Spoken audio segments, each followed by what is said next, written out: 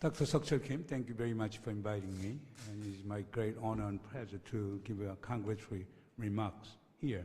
I don't know why I was invited to give a congratulatory remarks, because I'm chairman of Sejong Institute.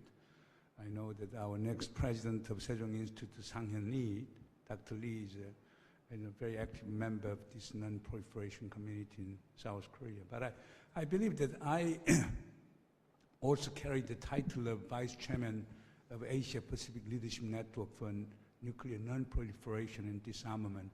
That is why I believed Dr. Seok Kim invited me to give a congratulatory remarks.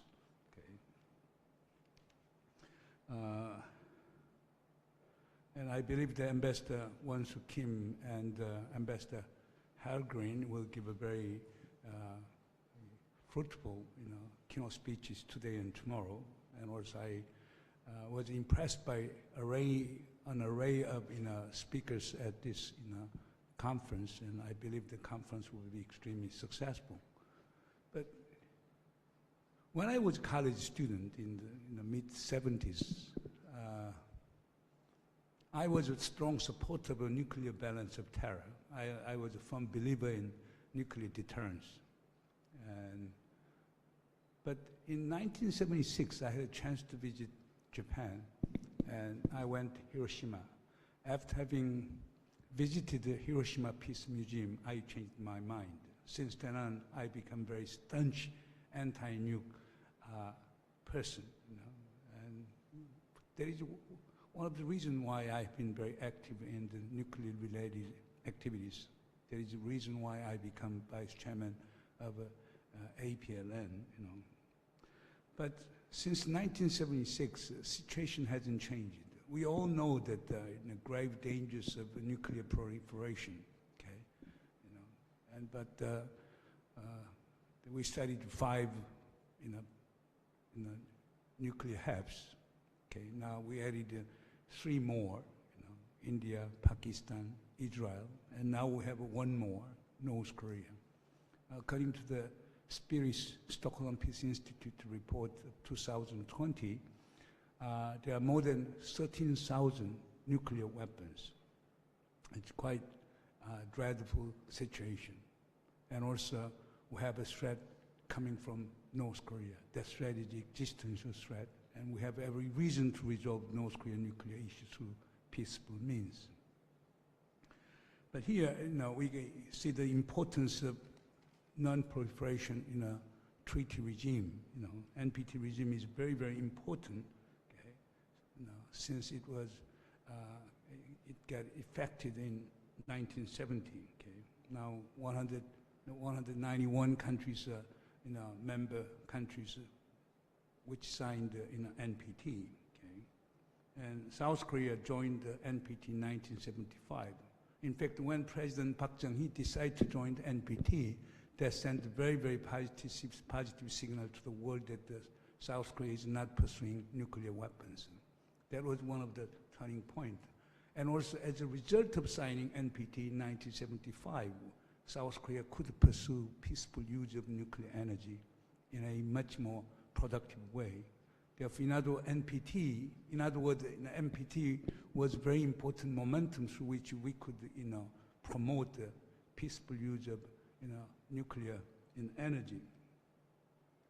And South Korea also joined the NPT. North Korea also joined the NPT, but it, withdrew from NPT in 2002 on the occasion of the second North Korean nuclear crisis. Okay? And we all know that I believe that South Korea is one of the most devoted preserver of the IAEA safeguard clause. And KINAC is a kind of product of our commitment, our government's commitment to the nuclear safety as well as security, and furthermore, non-proliferation. And I understand that the KINAC has been one of the most exemplar model of the nuclear safety and control throughout the world. And I congratulate Dr. Seok Kim for his devotion and contribution in making KINAC a very successful institution for nuclear safety and non-proliferation. Now, we'll be soon having 10th NPT review session, which was scheduled last year, May last year, but because of COVID-19, it was delayed, and I hope that the review, NPT review session would have a very, very fruitful outcomes. But in doing that, I have a couple of suggestions. First, this NPT should not be politicized. I think that NPT has become too much politicized. Once such important issue as nuclear safety and security and non-proliferation becomes politicized, then it is extremely difficult to maintain orderly, arrangement of set up norms, principles, rules, and procedures for preventing nuclear proliferation. Therefore, I really hope that NPT would not go through the painful process of politicization. And I also personally want that all the countries, including South Korea, what I mean is the 191 countries, including South Korea, should lend strong support to the IAEA safeguard inspection, and also all the member countries should give very strong political, financial, and technical support to IAEA safeguard inspections.